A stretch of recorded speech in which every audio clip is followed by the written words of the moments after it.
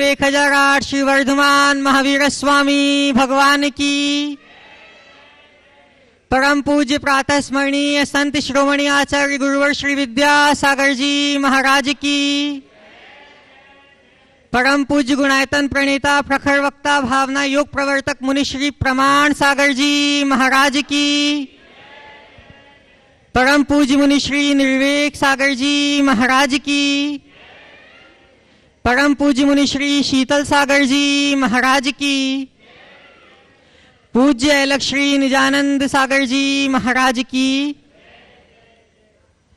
शंका समाधान के आज के इस सत्र में आप सभी का हार्दिक हार्दिक अभिनंदन।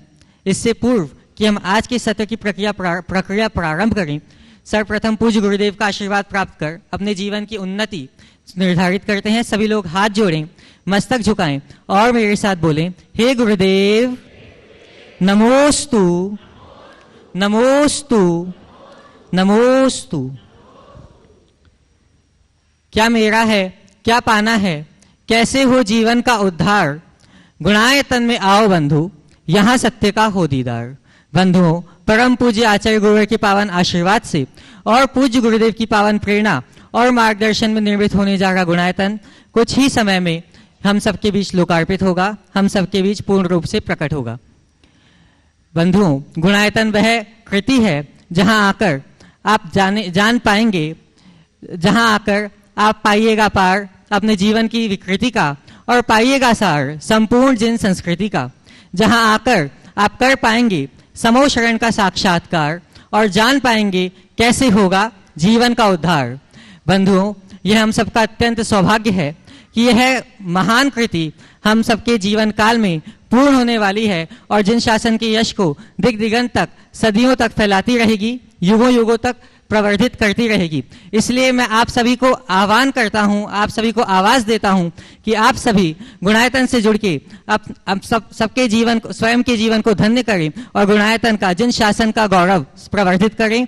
मुझे प्रसन्नता है कि आज भी गुणायतन से जुड़कर लोगों ने उदारतापूर्वक अपने द्रव्य का दान दिया है। मैं उनके नाम को उच्चारित करूंगा और ये अपेक्षा रखूंगा कि आप सभी करतल ध्वनियों से उन सबको प्रोत्साहित अवश्य करेंगे। स्वर्ण दान के रूप में जो जुड़े हैं, श्रीमती सुमित्रा भरत जैन, मयूर उज्जवल राखी चारवी राजवी जैन, सौभाग्याकांक्षी श्रद्धा जैन परोला से, इन्होंने स्वर्ण दान देकर अपने जीवन को स्वर्णिम बनाया है। सभी लोग करतल ध्वनियों से इनका अभिवादन करें। निर्माण निधि के रूप में जुड़े हैं श्रीमती कमलेश जैन, श्री मोहित एंड मानवी जैन जयपुर से, जैन शांतिलाल व्रजलाल अहमदाबाद से। करतल ध्वनि अनवरत रूप से चलती रहनी चाहिए। श्री रतनलाल साहिल झांझरी धुलियान से, संतोष कुमारी जैन रांची से, श्री सुभाष धन्नालाल जैन, सौभाग्यवती रेखा सुभाष जैन धुले से, राजेश जैन, श्रीमती रूबी जैन, प्रिया जैन, ऋषभ जैन जबलपुर से, श्री संतोष कुमार मनोज कुमार कासलीवाल जैन, श्रीमती मनोरमा रतनलाल कासलीवाल जी औरंगाबाद से, श्री सतीश चंद्र जैन टूंडला से। सूत्रधार के रूप में जिन्होंने अपने जीवन को गुणायतन से जोड़कर धन्य किया है, ऐसे श्री सुरेश रज्जीलाल जैन, सौभाग्यवती अरुणा सुरेश जैन एंड फैमिली जलगांव से यहाँ उपस्थित हैं। वे यदि उपस्थित हैं तो आए तो और पूज्य गुरुदेव का आशीर्वाद प्राप्त करें। श्रीमती दयाल बहन सुरेंद्र कुमार जैन, विजेता प्रदेशल जैन, नीव ध्वनि जैन अहमदाबाद से, ये भी सूत्रधार के रूप में संबद्ध हुए हैं। आज अनन्य गुरु भक्त और गुणायतन के शिरोमणि संरक्षक श्रीमान विनय टिंकू शर्मिला जी सेठी कोलकाता से यहाँ उपस्थित हुए हैं। वे आए और पूज्य गुरुदेव के चरणों में नमोस्तु करें। इनके सम्मान के लिए मैं आमंत्रित करूंगा श्री अशोक जी पांड्या, श्री एनसी जी जैन, एनएल जी जैन गुणायतन कोषाध्यक्ष एवं कार्याध्यक्ष, एवं महेंद्र जी राखी जी जैन, वे भी आए सम्मानकर्ता के रूप में। सभी करतल ध्वनियों से इनका अभिवादन अवश्य करें।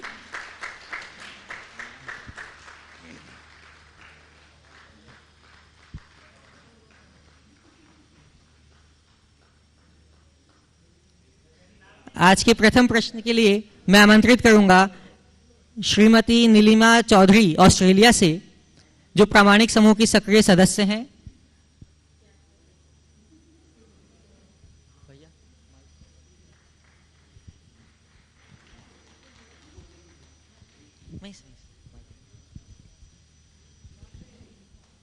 और आपकी बात तैयार रहेंगे सोनू जी जैन मुंबई से।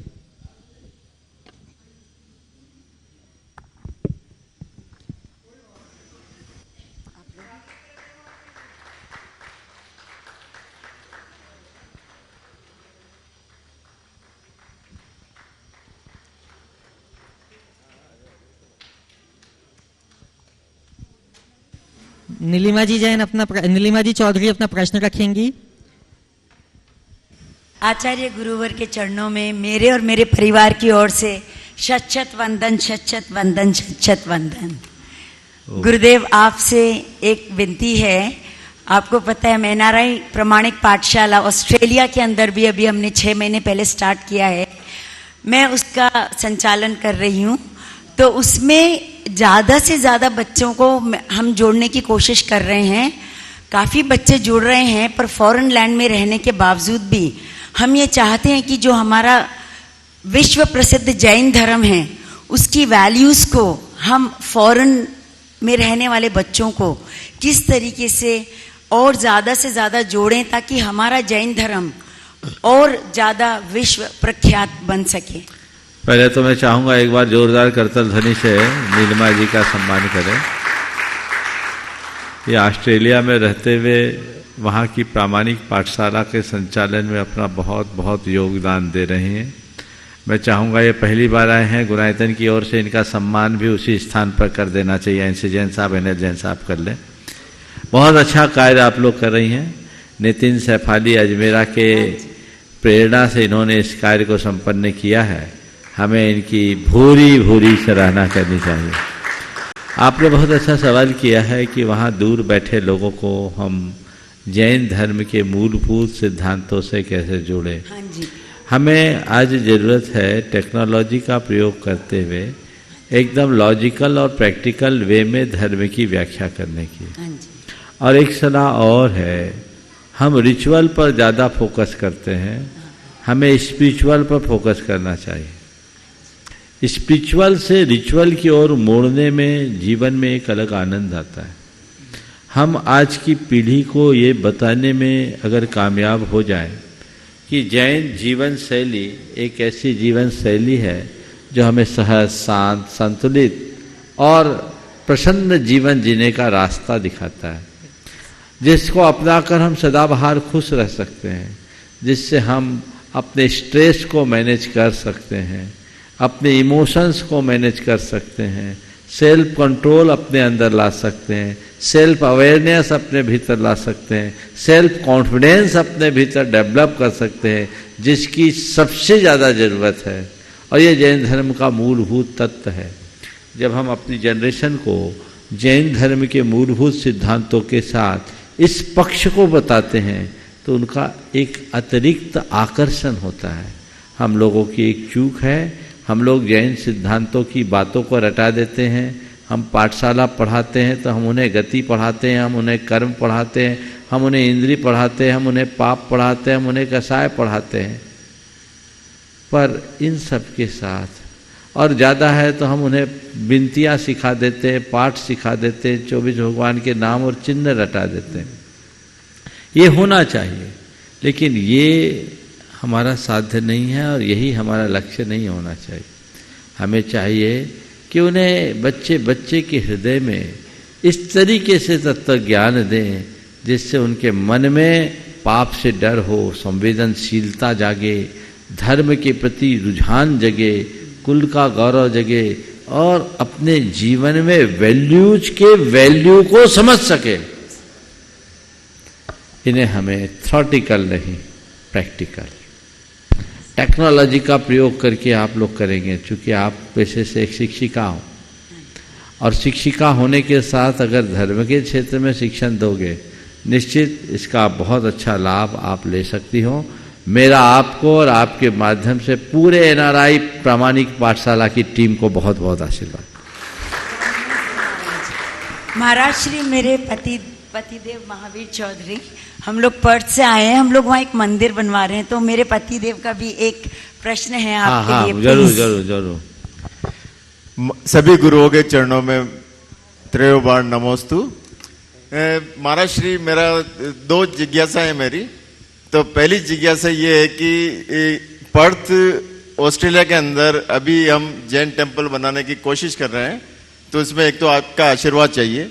वो मेलबर्न जो है, मेलबर्न में तो जमीन ले चुके हैं वो लोग, और पर्थ में हमारा अभी लीगल फॉर्मेलिटीज हो चुकी है। तो अभी जाने के बाद, यहाँ 12 से जाने के बाद वहाँ पे जो है उसकी कार्यवाही करूंगा। मैं वहाँ का कोषाध्यक्ष भी हूँ वहाँ पे, तो वहाँ उसकी कार्यवाही हम स्टार्ट करेंगे, तो उसके लिए आपका आशीर्वाद चाहिए।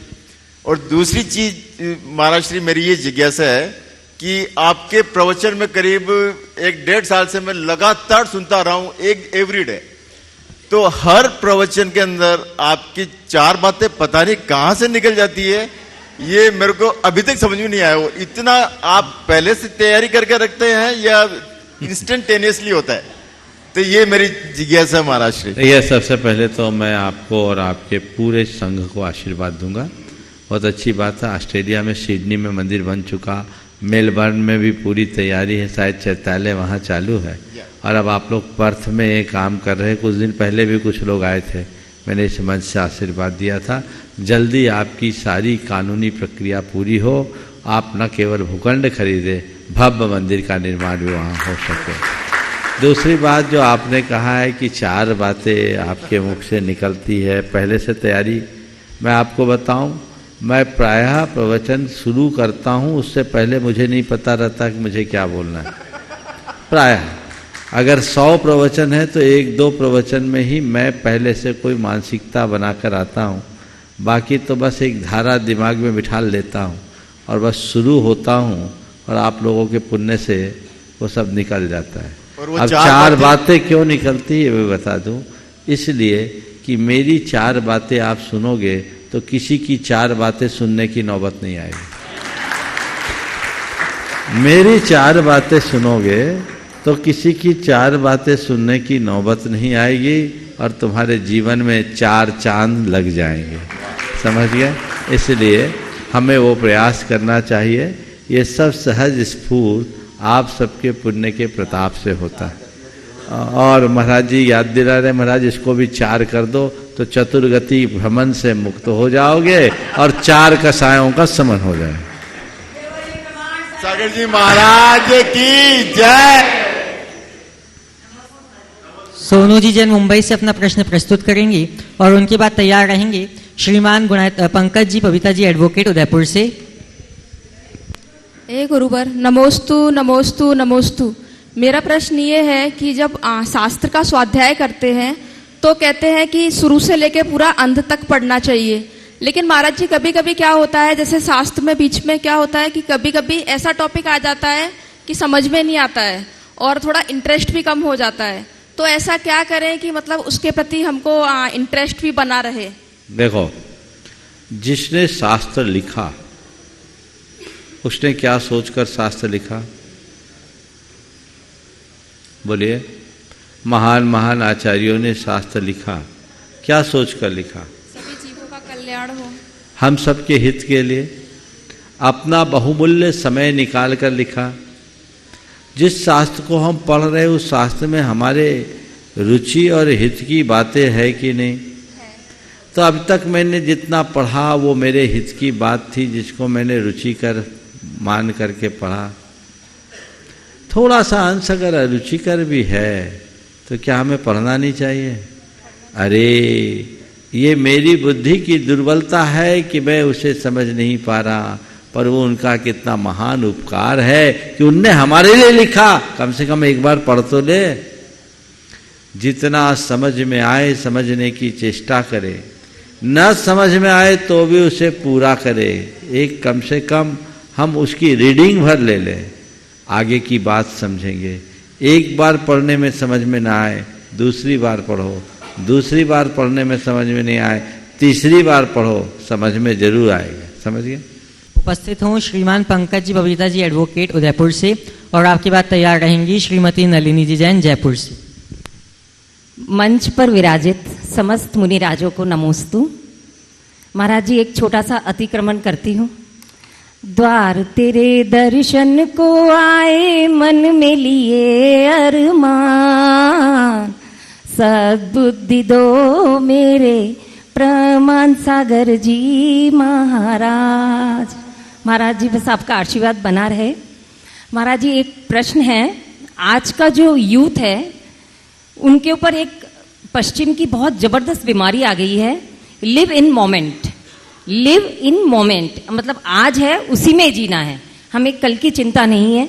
जिस तरह हम क्रेडिट कार्ड स्वाइप करते समय सोच लेते हैं ना कि हमें इसका पेमेंट तो करना ही है, लेकिन आज का जो है यूथ, उनके दिमाग में ये नहीं होता। उन्हें लगता है कि हम आज हैं, जो कुछ करना है हमें आज का करना है, पीछे की चिंता नहीं होती। तो महाराज जी, मैं आपसे ये गुजारिश करती हूँ कि आप यूथ को ये मैसेज दें कि उन्हें क्या करना चाहिए, उन्हें आगे का भी ध्यान रखना चाहिए। मैं बिल्कुल यूथ के इस विचार से अपनी सहमति प्रकट करता हूं और यही कहता हूं, लिव इन मोमेंट। अपना जीवन ऐसा जियो कि इसका असर आगे या पीछे बुरा ना हो। हाँ महाराज जी। अभी अच्छा हो तो वर्तमान अच्छा होगा, तो भविष्य भी अच्छा होगा। होगा कि नहीं होगा? तो वो कौन सी नई बात कहते हैं? हम लोग रोज कहते हैं आज में जियो, भविष्य की चिंता मत करो, अतीत को अपने ऊपर हावी मत होने दो, और वर्तमान को ऐसे जियो कि उसका दुष्फल भविष्य में भोगना ना पड़े। जी महाराज। तो जीना तो वर्तमान में है। वे कहते हैं लिव इन मूवमेंट, पर लिव इन मूवमेंट नहीं जी रहे वो। उनका जो मूवमेंट है ना, वो उनकी पूरी लिविंग को डिस्टर्ब कर रहा है। जो मूवमेंट में जीते हैं उसके संस्कार उनके चित्त पर रहते हैं कि नहीं? जो पीछे जिया हुआ उसकी प्रेरणा है, और अभी जो जी रहे उसके संस्कार है। तो लिव इन मूवमेंट वाले लिव इन मूवमेंट में है कहां? सच्चे अर्थों में देखा जाए तो क्षण में जीना ही समय सार को पाना है, जिसमें अतीत की स्मृति नहीं और भविष्य की कल्पना नहीं, वो क्षण है। यही तो परम अध्यात्म है। पर लोग है कि या तो अपने अतीत में उलझे होते हैं या भविष्य की कल्पनाओं में खोए रहते हैं। ये तो उलझा देगा। एक योगी कौन है? ना भूत की स्मृति ना नागत की अपेक्षा, भोगोपभोग मिलने पर भी उपेक्षा। ज्ञानी जिन्हें विषय तो विष दिखते हैं, वैराग्य पाठ उनसे हम सीखते हैं। Live in movement. कहां है मूवमेंट? तुम्हारा तो मूवमेंट ही उल्टा है। समझ गए? तो बच्चों को समझाओ। मुझसे कहते महाराज एंजॉय करना, हमने कहा इंजॉय करो। क्या करो? एंजॉय नहीं होगा, इंजॉय है। अपने भीतर जो जॉय है वो बाहर नहीं है। ऐसी समझ और क्षमता जिसके अंदर विकसित होती है उसके समक्ष कोई दुविधा शेष नहीं रहती। नमस्ते महाराज जी। श्रीमती नलिनी जी जैन जयपुर से अपना प्रश्न रखेंगी और आपकी बात तैयार रहेंगी श्रीमान प्रदीप जी जैन दिल्ली से। मेरा गुरुवर को बारंबार नमोस्तु नमोस्तु नमोस्तु। वे मंच पे विराजे सभी महाराज श्री को मेरे पूरे परिवार की तरफ से त्रिबार नमोस्तु नमोस्तु नमोस्तु। महाराज श्री, मैं भी आज की जनरेशन से ही रिलेटेड एक आपसे प्रश्न पूछना चाहती हूँ। जैसे आज के बच्चे पढ़ाई के लिए या सर्विस के लिए बाहर रहते हैं और अपन उन्हें बार बार समझाते हैं कि इतने बजे घर आ जाना, मत किसी के साथ घूमने मत जाना, या रात को ज़्यादा देर बाहर मत रहना। ये सभी बातें हर पेरेंट्स ही अपने बच्चों को समझाते हैं, और बच्चा ये कह के टाल देता है, मम्मा जो भी काम करूँगा मैं आपको पहले बता के करूँगा, या मैं कहीं पे भी जाऊँगा मैं आपसे पूछ के जाऊँगा। तो महाराज श्री आप ही बताइए, बच्चा सही भी कर रहा है और गलत भी कर रहा है। यदि वो अपने पेरेंट्स को बता रहा है और पेरेंट्स सिर्फ इसी में खुश हैं कि आज वो हमसे बिना पूछे भी करेगा तो हम क्या कर लेंगे, कम से कम वो हमें बता के तो कर रहा है जो भी कर रहा है। तो महाराज श्री जैसे आप प्रवचन में 4 बातें हमेशा अपनी रखते हैं, इस बारे में भी आप अपनी 4 बातें रखिए ताकि सभी पेरेंट्स की थोड़ी शंका समाधान हो जाए उनका भी। बहुत अच्छा सवाल आपने किया है। यद्यपि इस विषय में अनेक बार मैंने मार्गदर्शन दिया है, फिर भी आपने आज सवाल किया है तो मैं बात कहूँगा कि जहाँ तक बच्चों को बाहर भेजने का सवाल है, भेजना ही चाहिए, उसका कोई निषेध उचित नहीं है, क्योंकि आज की सारी व्यवस्थाएं ऐसी बन गई। बाहर भेजते समय बच्चों को हिदायतें देने का जहाँ तक सवाल है, तो मेरी राय है आज के बच्चों को हिदायतें देने से ज़्यादा लाभ नहीं है, क्योंकि बच्चे बहुत चतुर हो गए हैं, वो आपको भी घुमा सकते हैं। आपसे कह देंगे कुछ और करेंगे कुछ। तो हमें बच्चों को हिदायतें देने की जगह उन्हें सीमा का बोध कराना चाहिए। उन्हें इस बात का ज्ञान कराना चाहिए कि मेरे जीवन की लक्ष्मण रेखा क्या है। वो अंदर से उन्हें समझ में आना चाहिए और मन में ऐसी प्रतिबद्धता उनके हृदय में होनी चाहिए कि इस बाउंड्री को मुझे कभी नहीं लांघना।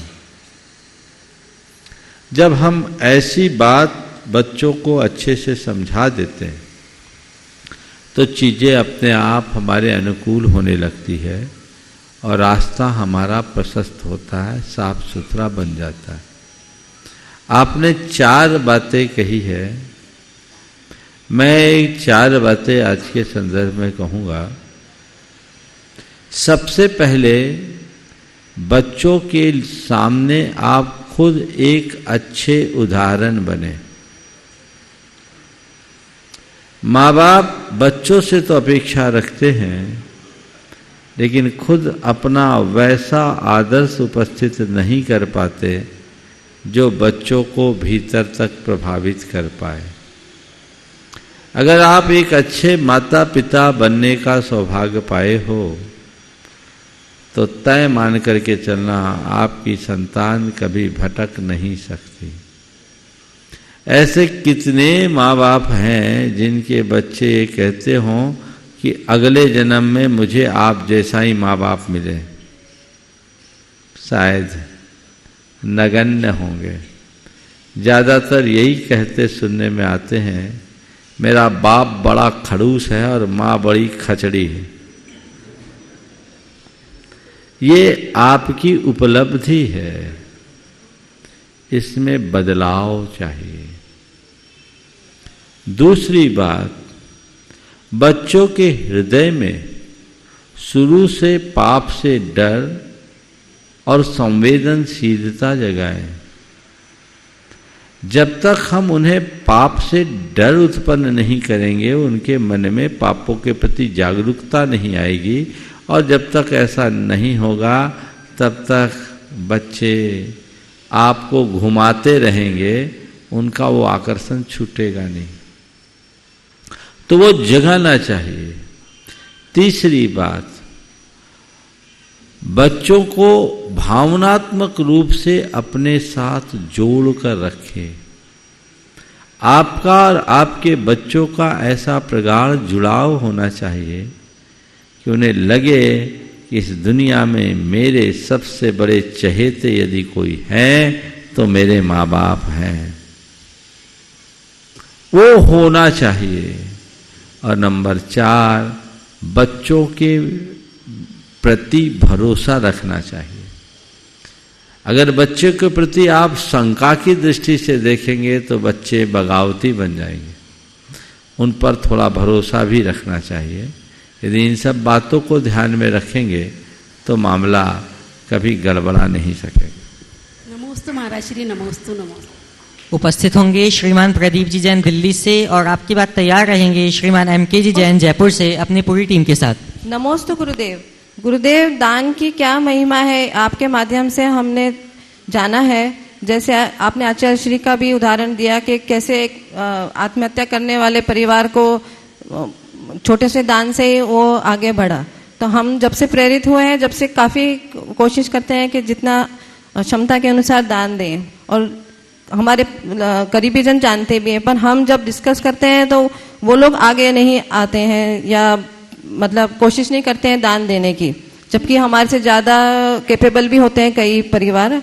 तो उनको हम कैसे कन्विंस करें, जैसे हम जागरूक हो गए हैं दान के प्रति, उन्हें समझाना काफ़ी मुश्किल होता है। आप कोई ऐसा एग्जाम्पल प्लीज़ दोबारा दे दीजिए, क्योंकि मैंने तो काफ़ी प्रवचन सुन लिए हैं। देखिए, दान एक भावना है और ये भावना जबरदस्ती नहीं जगाई जाती। एक बार गुरुदेव ने बहुत अच्छी बात की कि धन का उपार्जन कदाचित पुण्य के निमित्त से भले हो जाए, परंतु उसका सदुपयोग तप का फल समझना चाहिए। दान की प्रेरणा लोगों को देने के लिए ज़्यादा कुछ कहने की जरूरत नहीं है।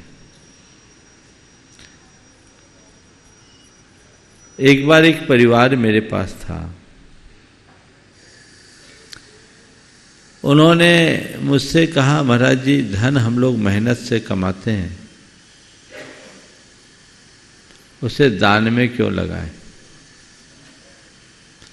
तो मैंने उसे समझाया कि भैया आखिर धन को कहीं ना कहीं तो लगाओगे। हाँ महाराज लगाएंगे, और जो नहीं लगेगा उसको छोड़ के जाओगे? बोले हाँ छोड़ के जाएंगे। तो ये विचार करो कि आज तक कोई अपने द्वारा जोड़ा हुआ धन क्या अपने साथ ले जा पाया? बोला नहीं ले जा पाया। जो तुम्हारे पुरखे तुम्हारे लिए अपना धन जोड़ करके गए, छोड़ करके गए, वो तुम्हारे कितने काम आया? बोला महाराज जी आज जो मेरे पिताजी ने मुझे सौंपा मैंने उससे कई गुना बड़ा किया है, बढ़ाया है, घटाया नहीं, इसलिए वो मेरे आज विशेष काम में नहीं आया। तो मैंने कहा भाई इतनी बात समझ कि तेरे पिता की जोड़ी हुई संपत्ति तेरे काम नहीं आई, तेरे द्वारा जोड़ी हुई संपत्ति तेरी संतान के काम नहीं आएगी। तुम छोड़ करके ही जाओगे, कितना भी जोड़ो ये जुड़ा हुआ तुम्हारे साथ जाने वाला नहीं है। यदि कुछ करना है तो ऐसा करो जो तुम्हारे साथ जाए। ये घटना कोलकाता की थी। मैंने कोलकाता में ही बेलगछिया में हमारा प्रवास था। मैंने कहा देख इस मंदिर को बनाने वाला कौन है? उसने कहा सेठ हुलासी राम। मैंने पूछा ये बताओ सेठ हुलासी राम के बारे में कुछ पता है? तो उसने कहा महाराज जी मुझे पता नहीं। मैंने कहा मैं तुम्हें बताता हूँ। इस व्यक्ति के बारे में मैंने ऐसा सुना है कि ये आदमी बड़ा ऐसो आराम में अयासी की जिंदगी जीने वाला व्यक्ति था। उसके किसी शुभचिंतक ने उसे एक दिन प्रेरणा दी कि जीवन में बड़ा पाप किया है, कुछ अच्छा कर जाओ जिससे जीवन तर जाएगा, बाकी तो सब बर्बाद ही होने वाला है। वो बात बैठ गई और एक व्यक्ति ने कोलकाता जैसे महानगर में इतना बड़ा उपवन मंदिर बना दिया जिसके लिए आज कल्पना करना भी बड़ा मुश्किल है। और मैंने उसे समझाया कि देखो 200 साल हो गए इस मंदिर को बने, आज भी मंदिर अपने पूरे सौंदर्य के साथ स्थापित है और हुलासी राम का नाम अमर हो गया, लेकिन उसने अपनी जो हवेलियां बनाई होगी उनके वंशजों का कोई अता पता नहीं। बस इतनी सी बात व्यक्ति समझ ले तो उसे फिर ज़्यादा कुछ कहने और करने की आवश्यकता नहीं होगी। पर जिनकी धन के प्रति प्रगाढ़ आसक्ति होती है उनके लिए इन सब बातों का कोई असर भी नहीं पड़ता। नमोस्तु गुरुदेव। एम.के. जी जैन जयपुर से अपने पूरे समूह के साथ प्रश्न रखेंगी और आपकी बात तैयार रहेंगी डॉक्टर उषा जी सेठी गुणायतन ट्रस्टी जयपुर से। मंचासीन सभी मुनि राजाओं को मेरा परिवार का जयपुर समाज का त्रिबार नमोस्तु नमोस्तु नमोस्तु। मैं भावना योग के बारे में बताना चाहता हूँ। हमारा ऐसी प्रैक्टिकल कि पिछले 3-4 साल से मैं लगातार करता आ रहा हूँ और उसका बहुत ही अच्छा परिणाम मुझे मिला है। लेकिन हम ऐसा क्या करें कि हमारी भावना सभी के प्रति सद्भावना हमेशा ही बनी रहे, ऐसा कोई सूत्र बताए महाराज जी। बस भावना योग करते रहिए और मंगल मंगल होए जगत में सब मंगलमय हो, इससे और अच्छे से गुनगुनाइए। बहुत बहुत आशीर्वाद। नमस्ते महाराज जी। नमस्ते।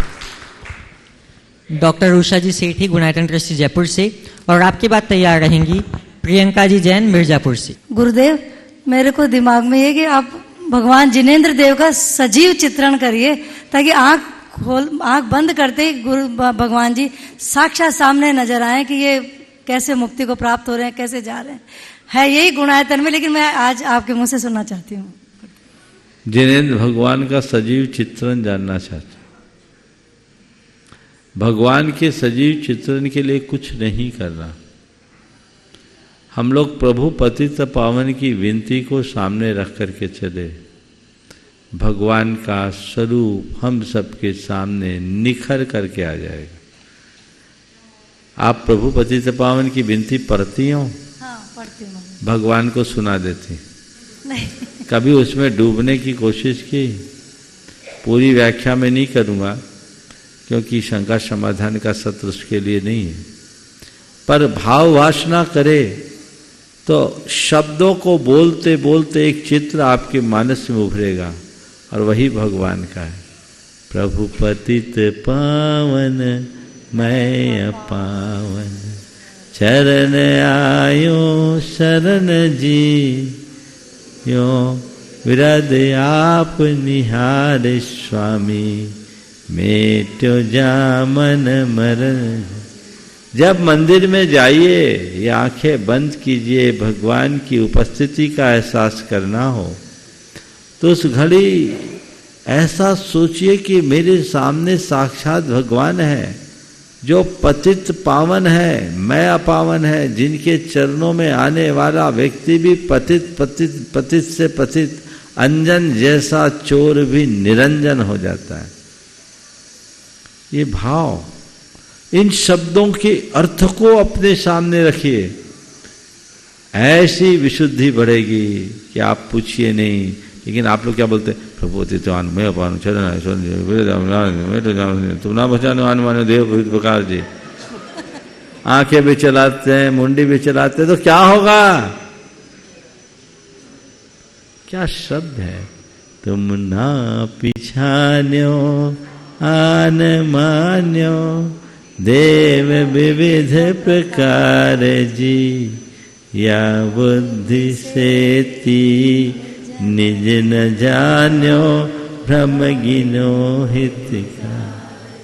इसमें प्रार्थना भी है, वंदना भी है, पूजा भी है, अर्चना भी है, सब कुछ समाहित है। इसलिए आगे विस्तार से न कहकर मैं इसी विनती के प्रति आप सबको अपना ध्यान गहराने की प्रेरणा देना चाहूँ। नमस्ते। श्रीमती रेणु जी जैन, वैशाली नगर, जयपुर से, और आपके बाद तैयार रहेंगी सुमन चंद सेठी, वैशाली नगर, जयपुर से। मेरे परिवारजनों के साथ भी नमोस्तु नमोस्तु नमोस्तु। महाराज श्री, मेरा ये प्रश्न है कि हरदम नींव की ईंट को ही दर्द क्यों होता है? फिर से, नींव की ईंट को ही दर्द क्यों होता है? नींव की ईंट को ही दर्द क्यों होता है? जैसे हमारी जन्म देने वाली माता, जैसे हमारी जन्म देने वाली माता, जैसे हमारे देश की सीमा पे खड़े हमारे सिपाही और हमारे अन्नदाता जैसे किसान। तो इसका मेरा प्रश्न, जन्म देने वाली माता, सीना में तैनात जवान और अन्न उगाने वाले किसान, इनको ही दर्द क्यों होता है? आपने पेड़ को देखा है? पेड़ को, हाँ। पेड़ फल प्रदान करता है। कब करता है? जब वो। गुरुदेव का एक बहुत अच्छा हाइकू है, साधु वृक्ष है, छाया फल प्रदाता, जो धूप खाता। साधु वृक्ष है, छाया फल प्रदाता, जो धूप खाता। पेड़ खुद धूप खाता है तब हमें छाया और फल प्रदान कर पाता है। इसी प्रकार जो कष्टों को सहता है वही दूसरों को संरक्षण दे सकता है। माँ यदि प्रसव की पीड़ा न सहे तो संतान को जन्म नहीं दे सकती। जवान यदि वेदना प्रकृति का सामना न करे तो वो हमारी सुरक्षा नहीं दे सकता, और किसान यदि कष्टों का सामना न करे तो वह कभी भ्रमित नहीं हो सकता। इसलिए ये स्वाभाविक प्रक्रिया है, जो सहन करता है वही समर्थ बनता है। सुमन चंद जी सेठी अपना प्रश्न प्रस्तुत करेंगे और आपकी बात तैयार रहेंगे साहिल जी जैन, धुलियान से। मंच पर विराजित सभी गुरुजनों को मेरा और मेरी सेठी परिवार की ओर से नमस्ते।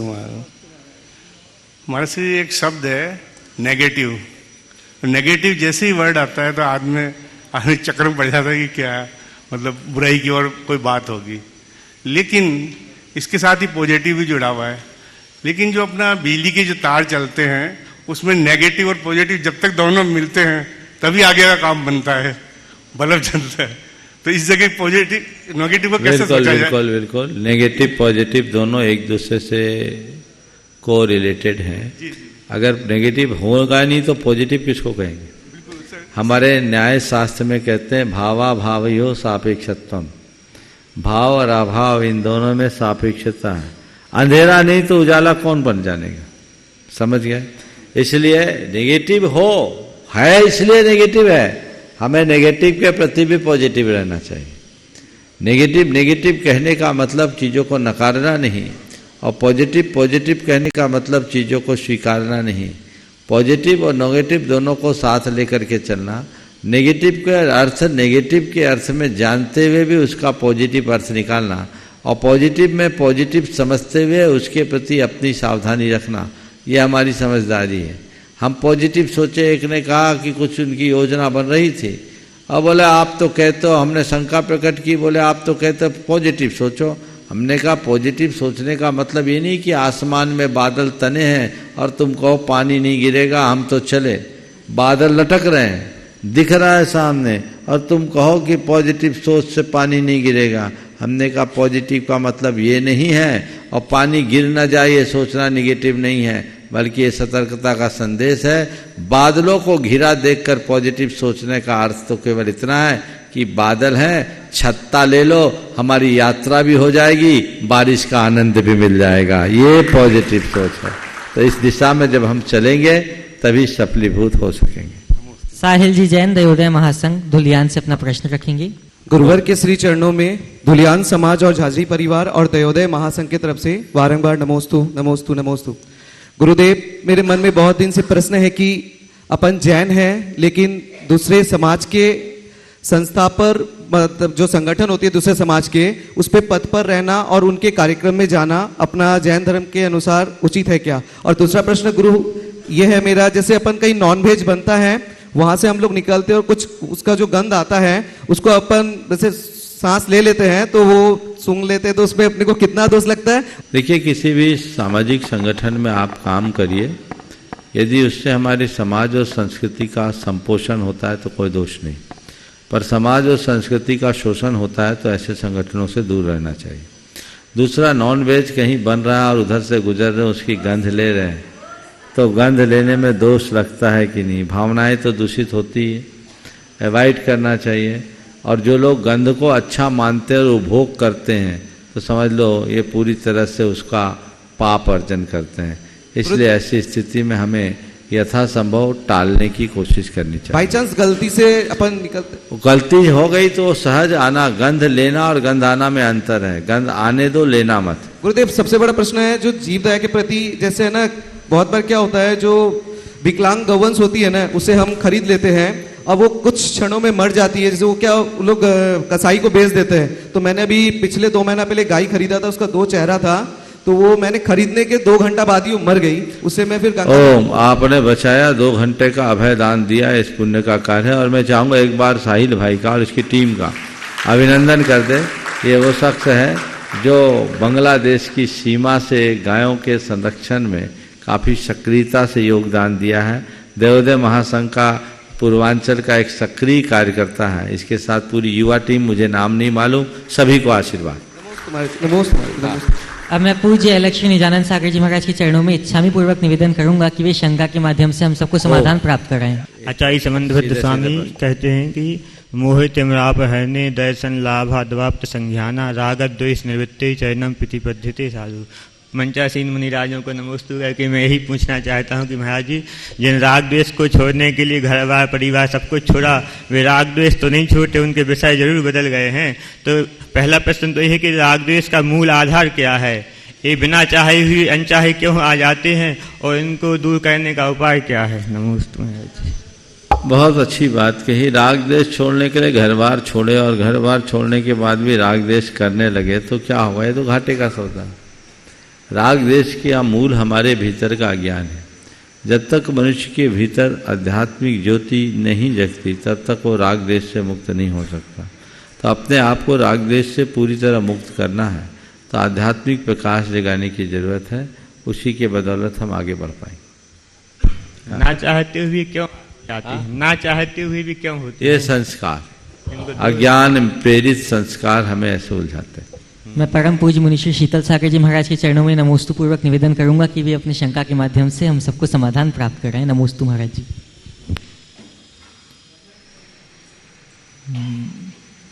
ओम नमः सिद्धेभ्यो। तत्वार्थ सूत्र में एक सूत्र आता है, जम्बू द्वीप लवणो दादय शुभ नामानो द्वीप समुद्रा। तो शुभ नामानो, इसकी क्या आवश्यकता, इसका क्या प्रयोजन, और एक एक अक्षर कम करना सूत्र के लिए बहुत बड़ी चीज मानी जाती है। और शुभ नामानो ये जो लिखा है, तो क्या लवण नाम, कालोद नाम ये शुभ हैं क्या? बहुत अच्छा सवाल महाराज श्री ने किया है। जम्बूदीप लवनो दादय शुभ नामानो द्वीप समुद्रा। जम्बू द्वीप लवनो दादेह द्वीप समुद्रा भी चल सकता था, पर आचार्य उमा स्वामी महाराज ने शुभ नामानो जो कहा है, उसके पीछे मुझे एक वजह दिखती है। वो ये है कि लोक में कुछ मान्यताएं ऐसी है जहां दीप आदि का बड़ा विचित्र विचित्र नामकरण भी है। संभवतः उससे बचाने के लिए बताया हो कि ये जितने भी मध्यलोकवर्ती द्वीप और समुद्र हैं वे अच्छे अच्छे नाम वाले हैं। लवनोद और कालोद भी शुभ नाम है, अशुभ नाम नहीं है।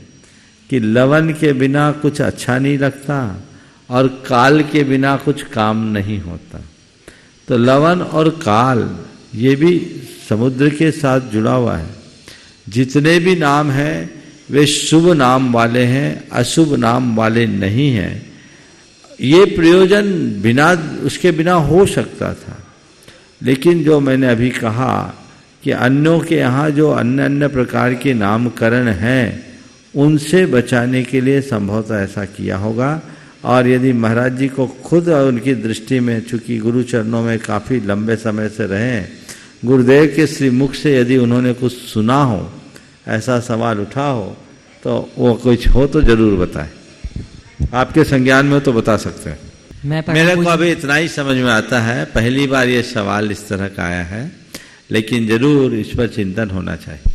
मैं परम पूज्य मुनिश्री निर्वेक सागर जी महाराज के चरणों में नमोस्तु पूर्वक निवेदन करूंगा कि वे अपनी बात रखें। नमोस्तु महाराज जी।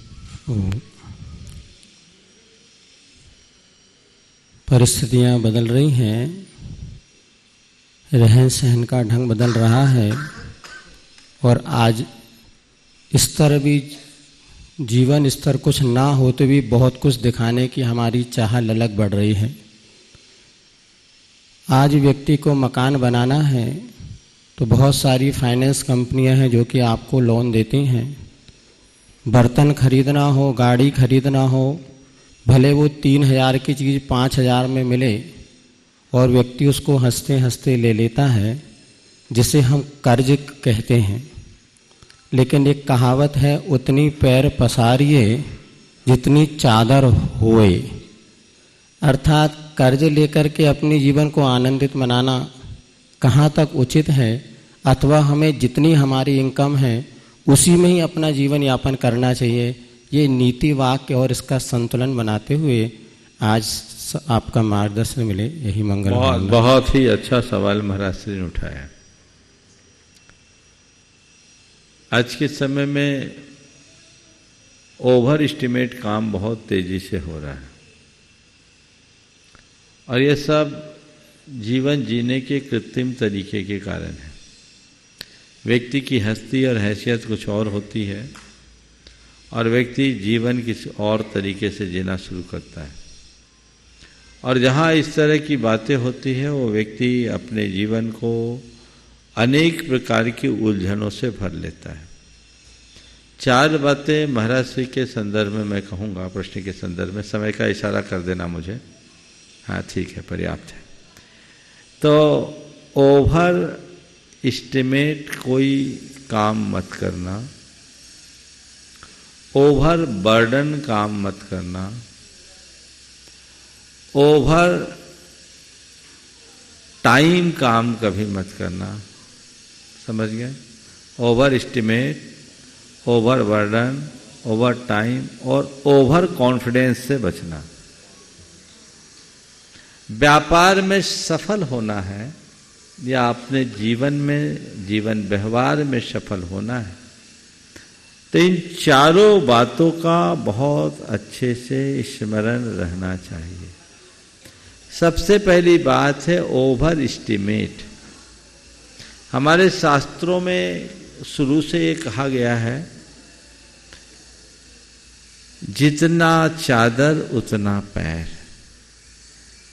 मारवाड़ी में एक कहावत है, ओछी पूंजी धनी न खाए। कम पूंजी से धनी का विनाश होता है।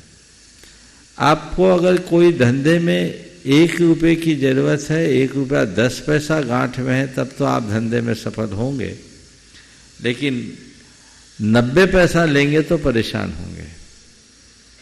पर आजकल का दौर थोड़ा उल्टा दौर है, कंज्यूमरिज्म का दौर है। अनेक अनेक तरीके के सब्जबाग दिखाए जाते हैं, कंसल्टेंट अपनी अपनी बातें करते हैं और उनके द्वारा दिखाए जाने वाले सब्जबागों का दुष्परिणाम सारी जनता भुगतती है। बड़े बड़े प्रोजेक्ट रिपोर्ट तैयार हो जाते, इतना रुपया बैंक से ले लो, इसको इधर से ले लो, इसको इधर। कैलकुलेशन बिल्कुल सही रहता है कागज पर जब यथार्थ का सामना होता है तो लोगों के लिए कई बार वो बड़ा वजन बन जाता है। मैं 2 उदाहरण दूंगा इस संदर्भ में, ताकि हमारी जो आज की पीढ़ी है वो इस तरह के परेशानियों का सामना करने से बच सके। एक परिवार 4 भाइयों का परिवार था, काफ़ी अच्छा कारोबार था, प्रोसेसिंग की यूनिट थी कपड़े की। जब उनकी हिस्सेदारी हुई तो चूंकि बड़ा भाई बड़ा हुनरबाज था, पिता ने उसे 7 करोड़ रुपया और एक ज़मीन दे दी और कहा तुम नई फैक्ट्री लगा लो, ये हम रनिंग फैक्ट्री 3 बेटों को दे देते। अब उसके मन में एक धुन जगी कि मुझे बड़ा काम करना है। 7 करोड़ रुपया तो था ही, 40 करोड़ रुपया उसने बैंक से लिया और जापान से मशीन मंगवा के लगवा ली। ये सब इतना फटाफट किया कि 8 महीने में उसकी फैक्ट्री एस्टेब्लिश हो गई। 40 करोड़ रुपया बैंक का, मीटर घूमना शुरू हो गया, पर पॉल्यूशन के क्लियरेंस में उस आदमी को 3 बरस लग गए। अब 3 साल तक जो 40 करोड़ का ब्याज था उसने उसकी कमर तोड़ दी। लाखों रुपए दान देने में समर्थ आदमी 10,000 रुपए के लिए भी मोहताज होने लगा। जब मेरे पास आया तो मैंने कहा भैया क्या जरूरत थी एक रात में इतना आगे बढ़ने की, तुमको जो मिला अगर उससे तुम छोटी यूनिट भी करते तो पता नहीं इतने दिनों में 3 साल में 1 यूनिट की 3 यूनिट बना सकते थे। तो मैं सबको सलाह देता हूं, एक एक करके 1000 सीढ़ी चढ़िए, एक साथ 100 सीढ़ी चढ़ने की कोशिश कभी मत कीजिए। कर्ज से हमेशा बचने का प्रयास करना चाहिए। ये तो व्यापार की बात हुई।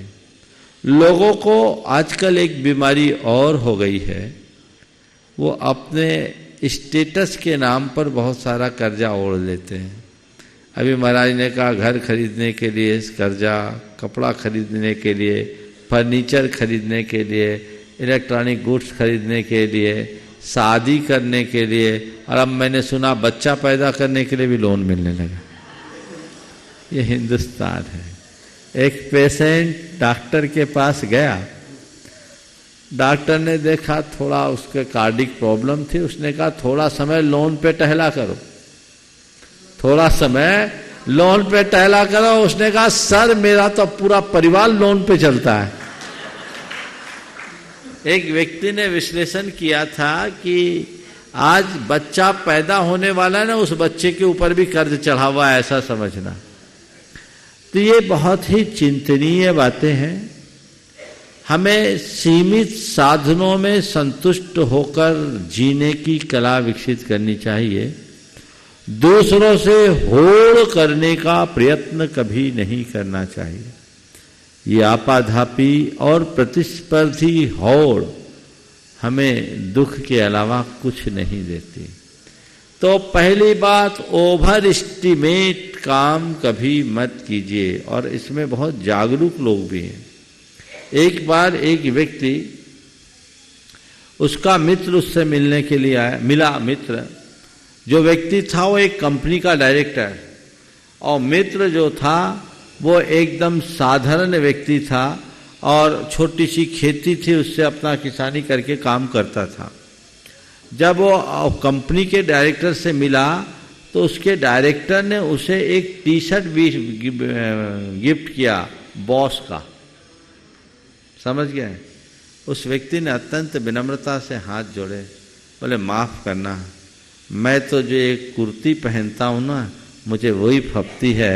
मैं बॉस, जिस दिन बॉस पहनने लायक बनूंगा उस दिन बॉस का टी शर्ट पसंद करूंगा। आप कृपया कर ऐसा न करें, क्योंकि ये टी शर्ट मेरे मान का कारण नहीं होगा, अपितु मुझे मेरी गरीबी का एहसास कराने वाला होगा। इसलिए मैं आपसे कहना चाहता हूं कि यदि आप मुझे कुछ देना ही चाहते हैं तो वो प्रदान करे जो मैं पहनता हूं। सामने वाला इसको देखकर खुद बड़ा लज्जित हुआ, कहा माफ करना, मुझे आपको किसी तरीके से छोटा दिखाने के लिए ऐसा नहीं कहना था, लेकिन आपने तो बहुत बड़ी बात कहकर मेरी आंख खोल दी। बात बिल्कुल सही है। तो अपनी हैसियत देखकर काम करो। धरातल का स्पर्श करके चलने वाला मनुष्य कभी उलझता नहीं, और आसमान में उड़ान भरने वाला मनुष्य कभी टिकता नहीं। इस बात को सदैव ध्यान रखो। तो हर क्षेत्र में ओवर एस्टिमेट की आदत से अपने आप को बचाना है। ओवर वर्डन काम नहीं करना, क्षमता से ज्यादा। कुछ लोग हैं जो बहुधंधी होते हैं, क्षमता नहीं, ये भी कर लो, ये भी कर लो, ये भी कर लो, ये भी कर लो, और अपने ही वजन से खुद दब जाते हैं, और वो उनके महाविनाश का कारण होता है। नहीं, जितनी ताकत है उतना ही काम करना, न ओवरबर्डन काम करना, न ओवरबर्डन किसी से काम लेना। ओवर टाइम, रात दिन एक ही काम, ये भी अच्छी बात नहीं है। अपना व्यापार धंधा और कार्यों के अलावा घर परिवार भी तो है। एक ही प्राथमिकता नहीं होनी चाहिए, प्राथमिकता बदलनी चाहिए। और चौथी बात, ओवर कॉन्फिडेंस। कहीं भी रहोगे तो गड़बड़ ही होगा। इसलिए ओवर एस्टिमेट से बचिए, ओवर बर्डन से बचिए, ओवर टाइम से बचिए, और ओवर कॉन्फिडेंस से बचिए। समय आपका ओवर हो गया। यहीं पर विराम। बोलिए परम पूज्य आचार्य गुरुवर श्री विद्यासागर महाराज।